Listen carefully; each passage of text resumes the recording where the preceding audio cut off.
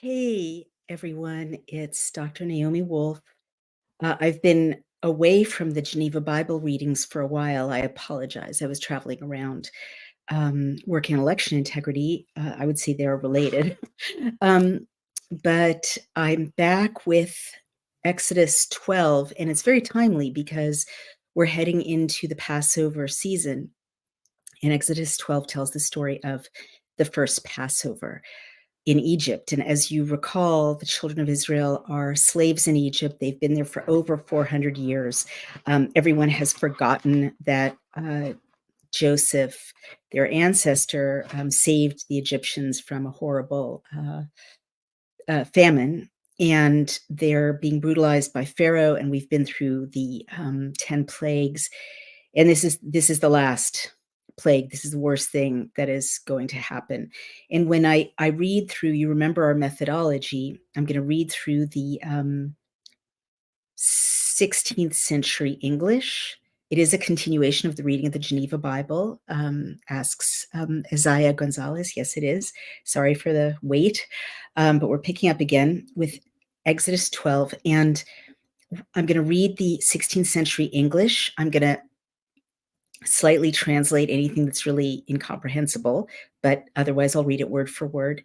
And then I'm going to go to the Hebrew. We're going to look at the themes that emerge. And then I'm going to compare that with the Revised Standard Version. Again, nothing against modern Catholicism, but that's just a typical example of a modern translation. And usually what we pick up are mistranslations in the modern versions. So what I'm going to highlight before we dive in is that, as I've shared with you before, in the Hebrew Bible, it's poetry, right? It's not just a literal story. And one way that the poetry manifests is through repetition. So in chapter 12 of Exodus, you're going to hear a lot of repetition of the word chok. And chok is law or statute, but really law. I mean, it's the most elemental word for law in the Hebrew language.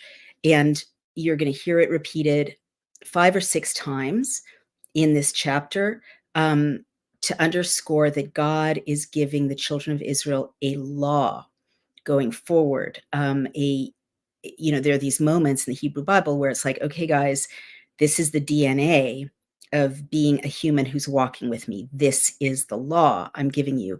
And I really want to stress before we dive in, this theme throughout, that it's not a punitive law. It's not the image we're given of God is, white robe with a white beard, angry old man sitting on a cloud saying, this is the law. This is my law. You better beware or bad things are going to happen.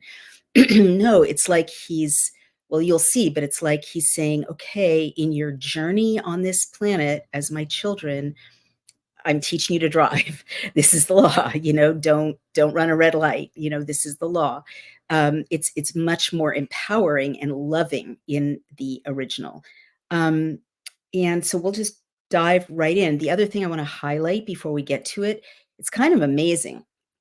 A theme that emerges, it's not the first time, is that I've been taught as a Jew that this book, the Tanakh, the 5 books of Moses, were for Jews, or the people who became Jews, the children of Israel, that God, produced them, delivered them for this tribe in the middle of this desert region in what became the Middle East.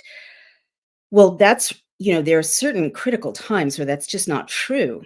And this is one of them. And you'll see at the end of this story, God makes it clear that this law, this holiday, this Memorial Day that he's explaining and setting into history for forever to be observed, is for everyone who walks with him, for everyone who chooses to follow the path that God has laid out. And that's kind of amazing because that's really not the way it's taught to us in, modern Judaism, or in modern Christianity. And so I think that's quite beautiful. And the last thing I want to call your attention to is, a theme that you may recall throughout is that very frequent intervals, God is written out of the text in later translations, which seems pretty weird, right?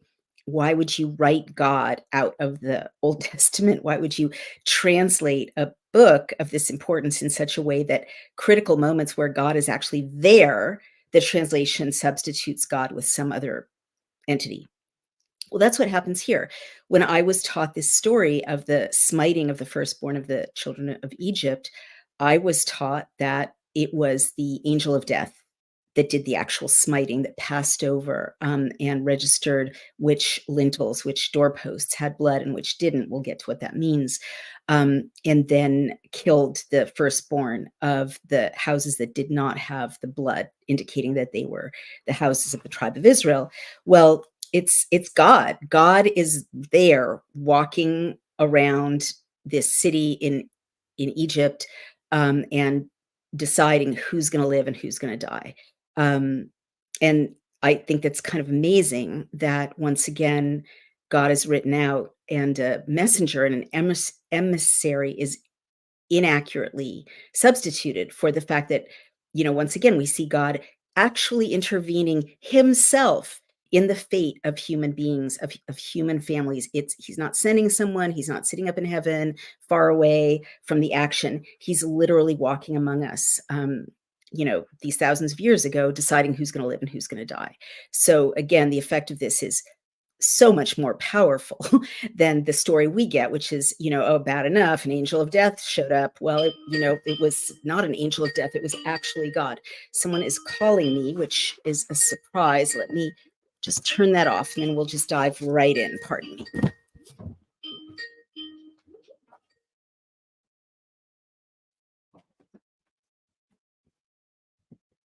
Sorry. All right. So let's just get started with the Geneva Bible. I apologize for my having to switch the phone off. Here we have chapter 12, and it says, "The Lord institutes the Passover," and this is the kind of headline that the editors created. "The fathers must teach their children the mystery thereof. The firstborn are slain. The Israelites are driven out of the land. The Egyptians are spoiled," meaning despoiled. "The number that departs out of Egypt, how long they were in Egypt." So I'll just jump right in. "Then the Lord spoke to Moses and to Aaron in the land of Egypt, saying, This month shall be unto you the beginning of months. It shall be to you the first month of the year. Speak you unto all the congregation of Israel, saying, In the 10th of this month, let every man take unto him a lamb," that's Loki who's joining in, "according to the house of the fathers, a lamb for an house," meaning every house chose a lamb to sacrifice, and um, and they're choosing a perfect sacrifice. And it says, the note says, called Nisan, that's the month, containing part of of March and part of April, so that's now. As touching the observation of feasts, as for other policies, they reckoned from September. And as the fathers of the households had great or small families, the size of the families determined the sacrifice that they would make. "If the household be too little for the lamb, he shall take his neighbor, which is next unto his house, according to the number of the persons. Every one of you, according to his eating, shall make your count for the lamb. Your lamb shall be without blemish, a male of a year old. You shall take it of the lambs or of the kids," meaning the goats, baby goats. "And you shall keep it until the 14th day of this month. Then all the multitude of the congregation of Israel shall kill it at evening, every one in his house. And they shall take of the blood and strike it on the two posts and on the upper doorpost of the house where they shall eat it. And they shall eat the flesh the same night, roast with fire and unleavened bread, with sour herbs they shall eat it." And those of you who are Jewish are probably listening to this with amazement, because we still do that, right? That's exactly what we do at Passover. "Eat not thereof raw, boiled, nor sodden in water. Don't boil it in water, but roast with fire, both his head, his feet, and his purtenance," meaning his entrails. And then it says, "That is all that may be eaten. And ye shall reserve nothing of it unto the morning, but that which remains of it unto the morrow, meaning the morning, shall you burn with fire. And thus shall you eat it, your loins girded, meaning dressed, ready to go, your shoes on your feet, and your staves in your hands, and you shall eat it in haste, for it is the Lord's Passover. God is anticipating that the children of Israel will be on a journey out, away, that they won't have leisure to lie around eating it. They'll be dressed and ready to go. For I will pass through the land of Egypt the same night, and will smite all the firstborn in the land of Egypt, both man and beast, and I will execute judgment upon all the gods of Egypt. I am the Lord. And the blood shall be a token for you upon the house where you are. So when I see the blood, I will pass over you, and the plague shall not be upon you to destruction when I smite the land of Egypt. And the note says the lamb was not the Passover, but signified it, as sacraments are not the thing itself, which they do represent, but signify it. So that's important. These commentators are pointing out that, don't mistake the ritual for the observance of what God wants. Don't think that just because you've sacrificed, that's it. It's a symbol of a relationship. And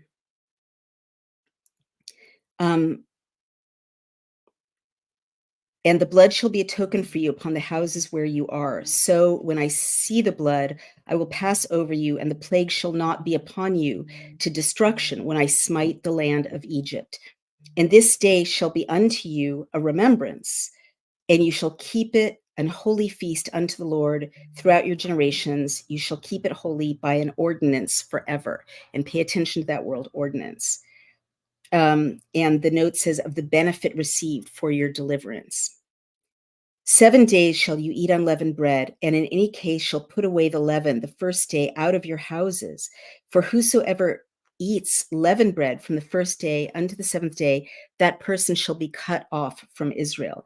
And the note says, that is until Christ's coming, for then ceremonies had an end. And this is the belief of these Christians, Christian reformers, that, well, by this time, most Christians believed this, that these observances and rituals that the Jews, the children of Israel, were establishing were all made obsolete by the coming of Jesus Christ thousands of years later. 7 days shall you eat unleavened bread, and in any case you shall put away leaven the first day out of your houses. For whosoever eats leavened bread from the first day unto the seventh day, that person shall be cut off from Israel. And to this day, Orthodox Jews, even conservative Jews, on the first preparing for Passover, go through their houses with a feather and a candle to make sure there's no leaven, meaning yeast or yeasted bread, anywhere in the house, in observation of this direction given thousands of years ago in Egypt. Wow, someone's really trying to reach me. I'm afraid I'm unavailable. And in the first day shall be an holy assembly. Also in the seventh day shall be an holy assembly unto you. No work shall be done in them, save about that which every man must eat. That only may you do. You shall keep also the feast of unleavened bread, for that same day I will bring your armies out of the land of Egypt. Therefore you shall observe this day throughout your posterity by an ordinance forever. Again, that word, ordinance. In the first month and the 14th day of the month at even, meaning evening, you shall eat unleavened bread unto the 21st day of the month at even, meaning evening. And the note says, for in old time, so they counted beginning the day at sunset till the next day at the same time. And that's still how we count holy days in the Jewish calendar, starting at sunset. 7 days shall no leaven be found in your house, for whosoever eats leavened bread, that person shall be cut off from the congregation of Israel, whether he be a stranger or born in the land. So this applies to children of Israel and people who are not the children of Israel. You shall eat no leavened bread, but in all your habitations shall you eat unleavened bread. Then Moses called all the elders of Israel and said unto them, choose out and take you for every of your households a lamb, and kill the Passover, and take a bunch of hyssop and dip it in the blood that is in the basin and strike the lintel and the door checks with the blood that is in the basin, and let none of you go out at the door of his house until the morning. For the Lord will pass by to smite the Egyptians.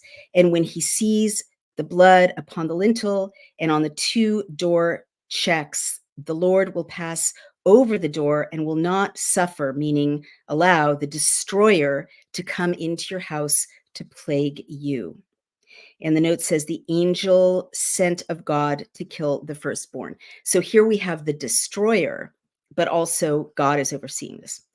Therefore shall you observe this thing as an ordinance, both for you and your sons forever. And when you shall come into the land which the Lord will give you as he has promised, then you shall keep this service. And it says the land of Canaan in the note. And when your children ask you, what service is this you keep? Then you shall say, it is the sacrifice of the Lord's Passover, which passed over the houses of the children of Israel in Egypt when he smote the Egyptians and preserved our houses. Then the people bowed down themselves and worshiped. So the children of Israel went and did as the Lord had commanded Moses and Aaron, so did they. And the note says they gave God thanks for so great a benefit. Now at midnight, the Lord smote all the firstborn in the land of Egypt, from the firstborn of Pharaoh that sat on his throne unto the firstborn of the captive that was in prison, and all the firstborn of beasts. And Pharaoh rose up in the night, he and all his servants and all the Egyptians, and there was a great cry in Egypt, for there was no house where there was not one dead. And he called to Moses and to Aaron by night and said, rise up, get you out from among my people, both you and the children of Israel, and go serve the Lord as you have said. Take also your sheep and your cattle as you have said, and depart and bless me also. This is Pharaoh speaking, bless me also. And the note says, pray for me. And the Egyptians did force the people because they would send them out of the land in haste. For they said, we die all. We're all going to die if we don't get rid of these people. Therefore, the people took their dough before it was leavened, even their dough bound in clothes upon their shoulders. And this is the origin of eating matzah for Passover. This is where it comes from. And the children of Israel did according to the saying of Moses, and they asked of the Egyptians jewels of silver and jewels of gold and raiment. And the Lord gave the people favor in the sight of the Egyptians, and they granted their request. So they spoiled the Egyptians. And spoiled means despoiled, like took their possessions. Then the children of Israel took their journey from Ramses to Sukkot, about 600,000 men of foot beside children. And the note says Sukkot was a city in Goshen. And a great multitude of sundry sorts of people went out with them, many kinds of people, and sheep and ewes, which is a kind of cattle, and cattle in great abundance. And they baked the dough which they brought out of Egypt and made unleavened cakes, for it was not leavened, because they were thrust out of Egypt. Neither could they tarry, they couldn't wait, nor yet prepare themselves vitals, meaning food. They couldn't let the dough rise. They were in such a hurry. They had to get out of there. So the dwelling of the children of Israel while they dwelt in Egypt was 430 years. And when the 430 years were expired, even the selfsame day departed all the hosts of the Lord out of the land of Egypt. It is a night to be kept holy to the Lord, because he brought them out of the land of Egypt. This is the night of the Lord, which all the children of Israel must keep throughout their generations. Also, the Lord said unto Moses and Aaron, this is the law of the Passover. No stranger shall eat thereof. But every servant that is bought for money, when you have circumcised him, then shall he eat thereof. And the note says, except he be circumcised and only profess your religion, unless he's pretending to profess your religion. A stranger or an hired servant shall not eat thereof. In one house shall it be eaten. You shall carry none of the flesh out of the house, neither shall you break a bone thereof. All the congregation of Israel shall observe it.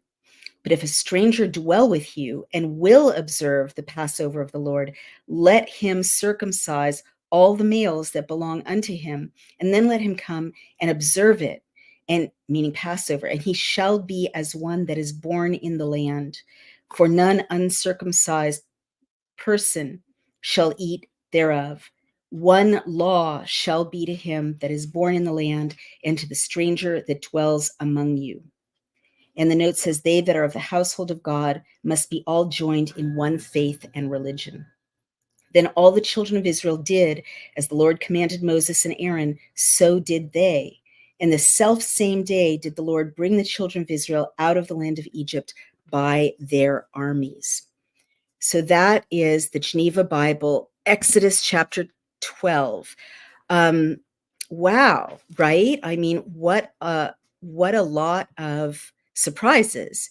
And one of the most striking things, again, is that this is not one law for the children of Israel and one law for everyone else. God is clearly saying here, if you've got strangers, meaning not of your tribe, not the children of Israel, in your land, and they want to celebrate the Passover with you, they want to join in this covenant that I'm setting out with you, they can do so. They need to take it seriously. They need to they need to circumcise themselves and the men in their household.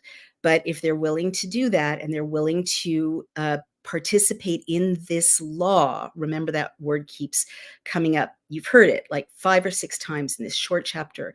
Then there is one law for the children of Israel and the strangers who join in to make this observance. One law. There will be one law for those born in the land and those who have come from somewhere else who are not the children of Israel. I just think that's incredible. I mean, you know, Judaism isn't just for Jews. The Hebrew Bible isn't just for the children of Israel or their descendants. It's for everyone who wants to walk with God in this relationship centered on the law. Now, let me quickly look at the Hebrew, because there are a couple of incredible passages that I want to call your attention to. And let's take a look. This passage I've got to read to you. It's verse 12. I will pass through the land of Egypt on this night, and I will smite every firstborn in the land of Egypt, both man and beast, and upon all the gods of Egypt will I wreak judgments, I the Lord. So listen to it in Hebrew. Ve'avarti, and I will pass over. And again, over, avar, is the verb that recurs again and again, to pass over. And that's the origin, of course, of the look, he wants to be part of this. That's the origin, of course, of the name of this holiday, Passover. But here it is. I'm passing over. Ve'avarti, be'eretz Mitzrayim, in the land of Egypt, balayla hazeh, this night, vehikiti kol bechor, and I will smite every bechor is like a youth or a young male.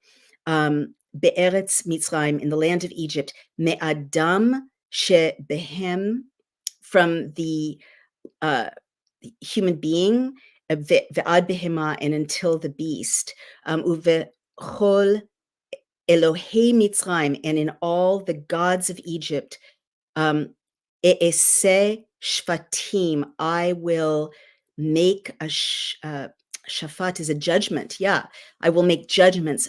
Ani Adonai, I am God. Wow, right? He's not saying there aren't gods in Egypt. He's saying he's done with the lawlessness of the lesser, minor gods of Egypt that human beings created, essentially, or invoked. And this word shvatim, judgments, shofet is a judge. And so chok and shofet are very related. A shofet passes a sentence, shvatim, or judgments. And also, when a judgment is passed, it enters into a law, a chok. And so this chapter is about, I read it as being about the chaos of life before the law, slowly coalescing through God's direct intervention into, okay, humans, there are laws, and and they're serious. And this is also quite beautiful. passage 14. Uh, V'haya hayom hazeh, and it was this day, lachem, to you, lezikron, to a memorial, v'chagtem, and you will celebrate it, oto, it, chag l'Adonai, a holiday for God, ledorotechem, for all of your generations in the future, chukat olam, that word chuk, chukat, a law of olam, the world, and that also means, olam also means forever. Isn't that interesting? World and forever. Chukat olam, a law forever throughout your generations. Techaguhu, you will celebrate it. I really hope you hear the poetry of that. It's so beautiful. It just embroiders. I'm going to read it again. Listen to the echoes. V'haya hayom hazeh lachem lezikron v'chag gotem oto chag laadonai ledorotechem chukat olam techaguhu. Do you hear that? Chag is like 4 times, is a holiday, and dorotechem, to your generations, chukat olam, the law of the world. He's giving the law of the world to human beings. It's such a privilege. You don't usually think of it as a privilege, but when you read it in context here, it's like, whoa, we must be important because God himself is saying, you're going to remember this, and these are the laws. And then again on passage 24, God is instructing the children of Israel to put blood on their doorposts. So the Lord will pass over the entrance. Listen to who's passing over. Ve'avar Adonai lingof et hamitzrayim, and the Lord will pass to smite the Egyptians. Ve'ra'a et hadam, and he will see the blood, al hamashkof, on the doorposts and the lintel, ve'al shtei mezuzot, and on the 2 doorposts on either side. And to this day, we have something called a mezuzah that we put on our doorposts. It descends from this. V'pasach Adonai, and the Lord will pass. Passover is called Pesach to this day in Hebrew.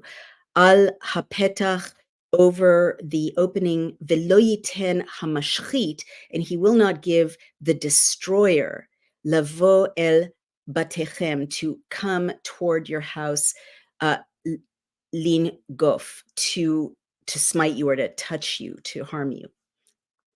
Amazing. So here's God himself passing along and saying, okay, this is the house of a child of Israel. This is the house of the Egyptians. But he's got someone helping him. And that's Hamashchit, and translated here as the destroyer. Well, Shochet is a ritual butcher, really. Shochet is it also can be involved in ritual sacrifice. So you're getting the this initial kind of conflation of the animals being sacrificed to God. In this case, it's human beings who are being sacrificed. Hamashchit, the person who engages in ritual sacrifice, the destroyer, is going to take the children of the Egyptians. And it's just this echo that makes it like very serious that when people go astray, when things go wrong, you can't stay in God's good graces by just sacrificing animals, that there's a certain point at which humans have to, they've violated the law of God so much, they get sacrificed essentially by fate or by the destroyer. So the reason this passage is so interesting to me is that all later explanations of what God is doing here or what happened here is that God wasn't even there. The story is told that the angel of death, Malach HaMavet, the angel of death, is the one who went at night among the houses of the children of Israel and the children of Egypt, and took the children of Egypt, the firstborn of Egypt, and killed them. And it's so interesting that God has just written out of the text here. And again, in line 29, God is right here. Vayehi b'chatzei halayla, and it was at midnight. Chetzi is half, halayla is night. Ve'Adonai hika, and God smote kol bechor be'eretz Mitzrayim, every young man or young boy or male child in the land of Israel, mi bechor Pharaoh, from the firstborn of Pharaoh, ha yoshev al kiso, who sits on his chair, who sits on his throne, ad bechor chashvi, unto the firstborn of the captive in the dungeon. Chashvi asher beveit habor, who's in the dungeon, v'chol bechor behema, and every firstborn of the animals. So it's a massive slaughter, and God is right there in the middle of it. Like nothing's too small or trivial for God. And how can I put it? Even a massacre, right? Which is pretty serious. I mean, God himself is taking it upon himself to execute this judgment, essentially. So the children of Israel escape and they leave, uh, and the children of Israel are kneeling and prostrating themselves. They're grateful, and Pharaoh's saying, "Go, take your flocks, take your cattle," and he says, "Bless me." So this is yet another moment in which, and you remember this from when I read to you about the 10 plagues, the Pharaoh in the original is not this cartoon villain. He also has a relationship with God. He can't bring himself to align with Yahweh, but he believes in Yahweh and he believes that God is with the children of Israel. He's witnessing it. And so he's saying, go get out of here, but bless me, pray for me. And then I'm going to just read to you this last beautiful passage, 49. There will be one law for the native and for the stranger who resides in your midst. You just don't hear this. And again, this theme of law, uh, Torah echat, one Torah, Yeh will be le Ezrach, for the native, and Ezrach means territory, Veleger Hagar betochechem, and to the stranger who lives, and you hear the echo of Leger Hagar, the stranger who lives betochechem, among you. There is one law, and it came to pass that very day that the Lord took the children of Israel out of the land of Egypt with their legions. Oh my goodness, that's a bright light and shadow we've got going on there. And let's just see if there's anything notable. The translation in the Revised Standard Version didn't strike me as particularly, there were no glaring things that were wrong, except, interestingly, one thing that I do think was wrong is that everywhere that the Hebrew Bible says law, chok, the Revised Standard Version translates it as ordinance. And to me, I don't know about you, but I'm an English major, and so words, have subtle differences. But to me, ordinance is a very technical word and kind of a boring word and kind of a minimizing word. An ordinance keeps you from littering, right? But a law is like, oh, that's a felony. Like that's a major felony. So I feel like that translation trivializes how serious it is that God is giving both the children of Israel and the people who want to align with them in serving God a law, and this is the law. The other thing is that it says, and the children and the Egyptians were urgent with the people to send them out of the land in haste, for they said, we are all dead men. And interestingly, the people of Israel had also done as Moses told them, for they had asked of the Egyptians jewelry of silver and of gold and clothing.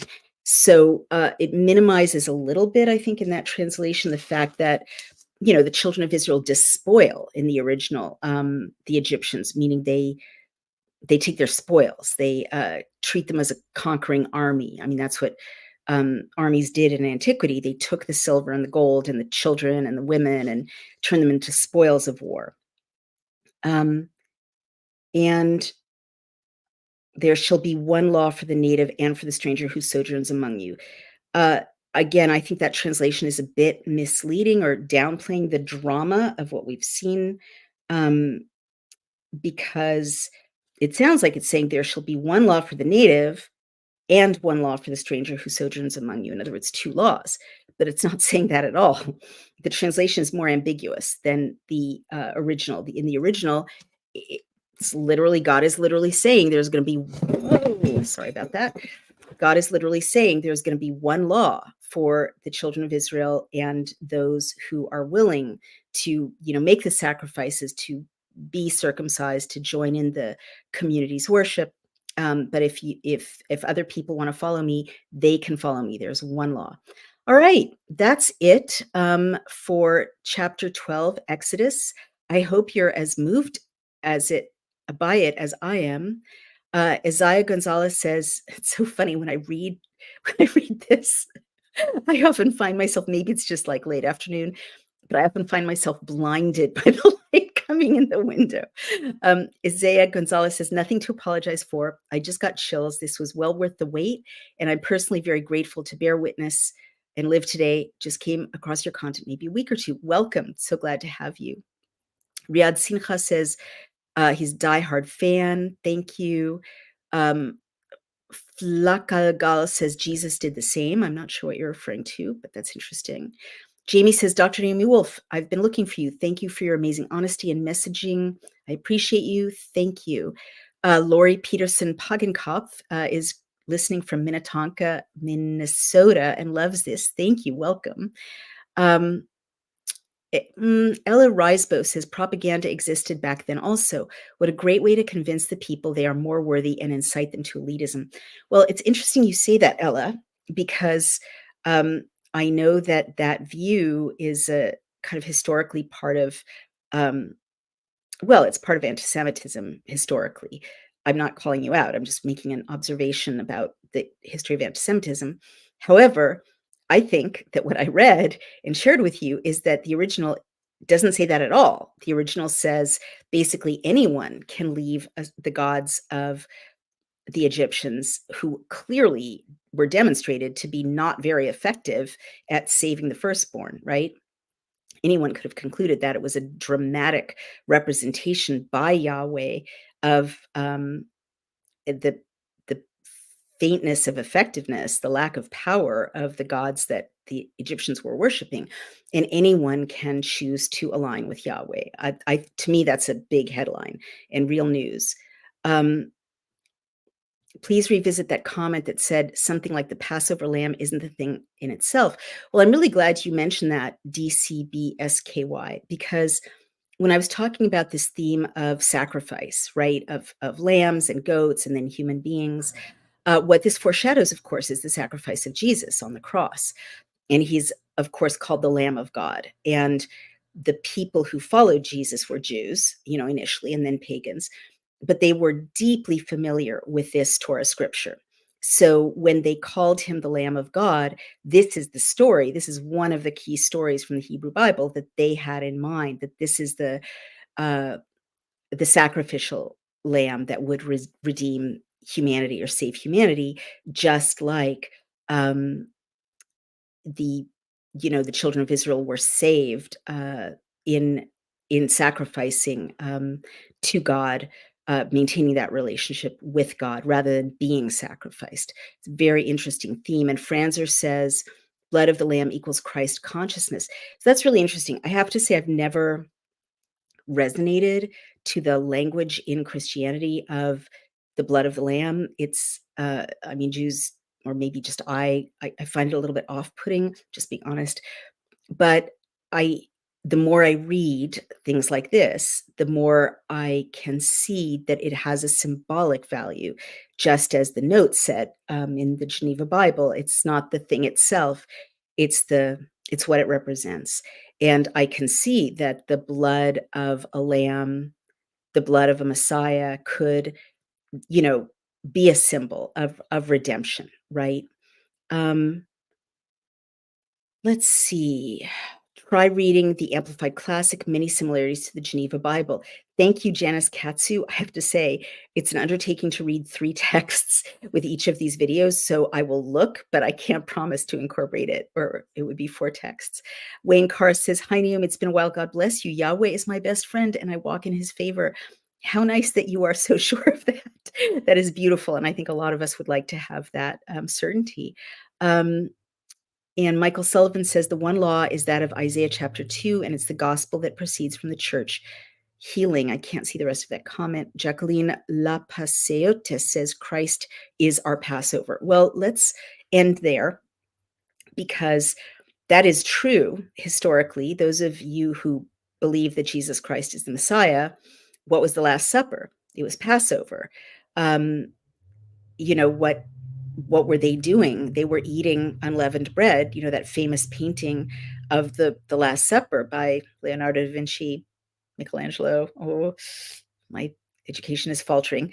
The famous painting of the Last Supper shows a Passover Seder, meaning order, service, exactly like it was celebrated for, since Egypt, since this moment when the children of Israel were in Egypt.